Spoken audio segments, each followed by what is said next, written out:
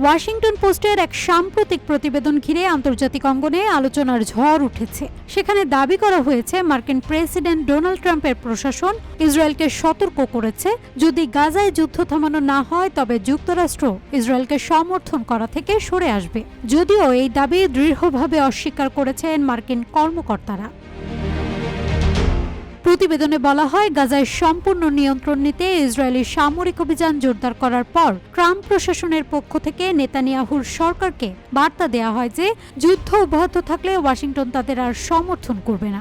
নাম প্রকাশে অনিচ্ছুক সূত্রের বরাতে জানানো হয়, যুদ্ধ থামানো না হলে যুক্তরাষ্ট্র ইসরায়েলকে পরিত্যাগ করবে। তবে হোয়াইট হাউসের প্রেস সেক্রেটারি ক্যারোলিন লিভিট এই দাবিকে গুরুত্ব না দেওয়ার আহ্বান জানিয়েছেন। তিনি বলেন, প্রেসিডেন্ট ট্রাম্প চান গাজায় যুদ্ধের অবসান হোক। RICL TMX, যুগের পর যুগ স্থাপনা থাকে মজবুত।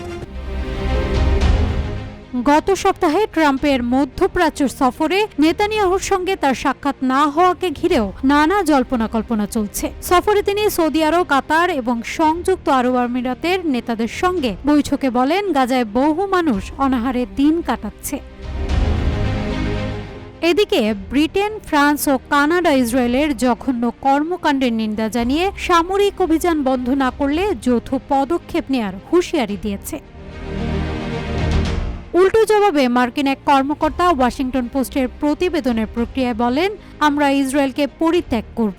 এই ধারণা হাস্যকর। ইসরায়েলের নিযুক্ত মার্কিন রাষ্ট্রদূত মাইক হাকাবি বলেন, এই প্রতিবেদন অর্থহীন। প্রেসিডেন্ট কি বলেছেন সেটাই শুনুন, নামহীন সূত্র নয়। এর আগে নেতানিয়াহু গাজায় পূর্ণ নিয়ন্ত্রণ নেওয়ার ঘোষণা দিয়েছিলেন।